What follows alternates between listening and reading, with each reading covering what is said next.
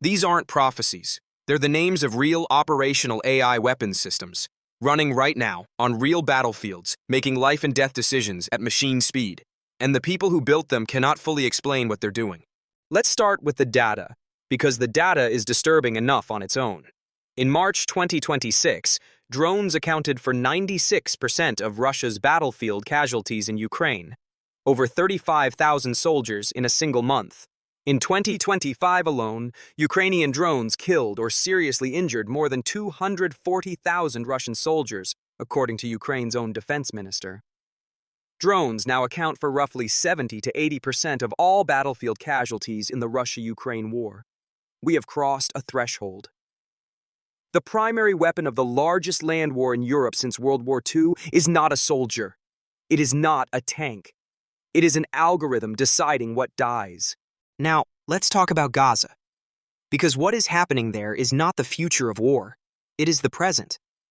A program called The Gospel generates suggestions for buildings and structures militants may be operating in.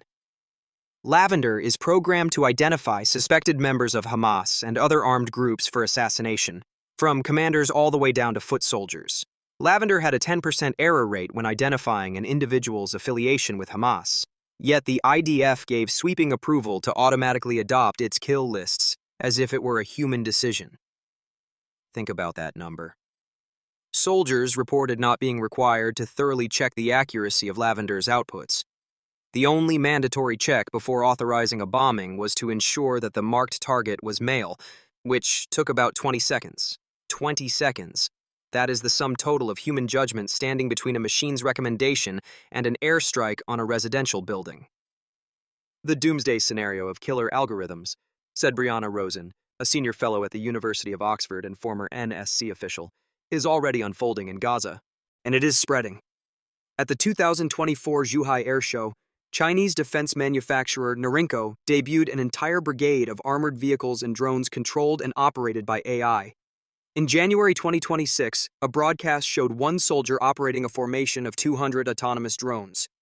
For its 2026 budget, the U.S. Department of Defense requested $13.4 billion for autonomous weapons and systems.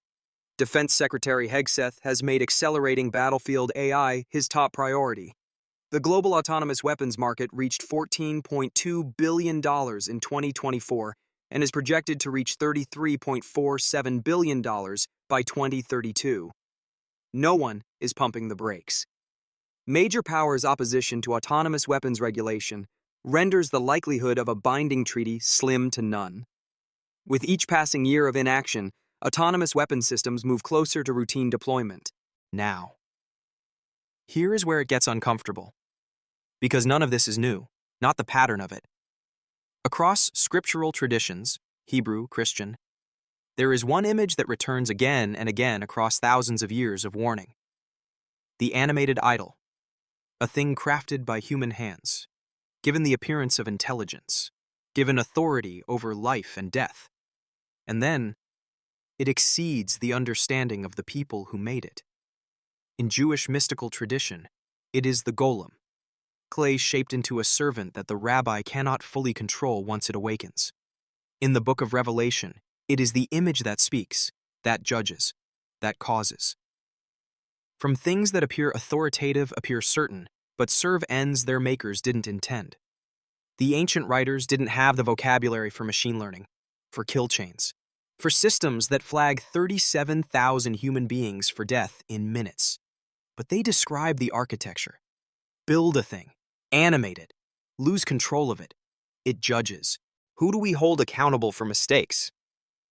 If you set out a machine with all decision-making capacity into the battlefield and you have no clear way of controlling the decisions that emanate from that, who's to say what unexpected and unanticipated outcomes will emerge?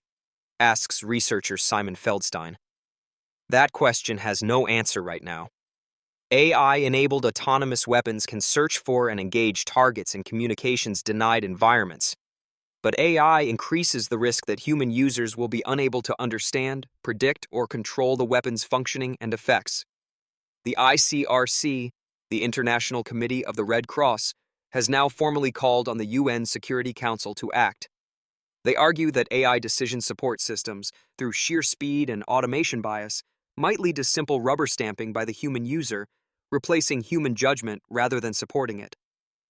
Even Anthropic, the company that makes Claude, one of the world's most powerful AI systems, rejected the Pentagon's request to use its AI in fully autonomous weapon systems, with CEO Dario Amodei stating that frontier AI systems are simply not reliable enough to power fully autonomous weapons. The ancient warnings were not about magic. They were not about superstition. They were about this.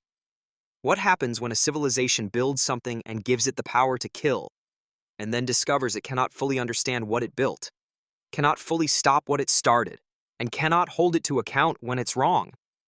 Austrian Foreign Minister Alexander Schallenberg called this the Oppenheimer moment of our generation. Oppenheimer, watching the first nuclear test, quoted Hindu scripture, "Now I am become death, the destroyer of worlds." He was watching something he built. He was watching something he could no longer stop. Follow for part 2. Who decides when the machine is wrong? Click subscribe and comment below.